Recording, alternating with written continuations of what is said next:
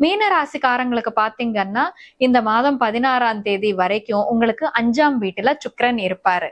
5ல சுக்கிரன் இருந்தா என்னன்னு பாத்தீங்கன்னா உங்களுக்கு இந்த டைம் பீரியட்ல புதுசா காதல் வர்றதுக்கான வாய்ப்புண்டுன்னு சொல்லிட்டு சொல்லாங்க. எதுக்குன்னா பொதுவாவே சுக்கிரன் பாத்தீங்கன்னா லவ் அண்ட் ரொமான்ஸ்க்கு சம்பந்தப்பட்ட பிளானெட். அப்படிப்பட்ட பிளானெட் உங்களுக்கு 4ஆம் வீட்டுல பெயர்ச்சி ஆயிட்டு இருக்கும் போது புதுசா ஒரு காதல் வர்றதுக்கான வாய்ப்புண்டுன்னு சொல்லிட்டு சொல்லாங்க. இப்போ இந்த சுக்கிரன் 5ஆம் வீட்டை விட்டுட்டு உங்களுக்கு 6ஆம் வீட்டுக்கு போவாரு 16ஆம் தேதிக்கு அப்புறமா. சுக்கிரன் பாத்தீங்கன்னா உங்களுக்கு 3ஆம் வீட்டு அதிபதி. இந்த 3ஆம் வீடுன்னு பாத்தீங்கன்னா நம்மளோட யங்கர் சிப்லிங்ஸ், இளைய சகோதரர்களும் சகோதரிகளுக்கு சம்பந்தப்பட்ட இடம். 6ஆம் வீடுன்னு பாத்தீங்கன்னா கான்ஃபிளிக்ஸ்க்கு சம்பந்தப்பட்ட பிளேஸ்.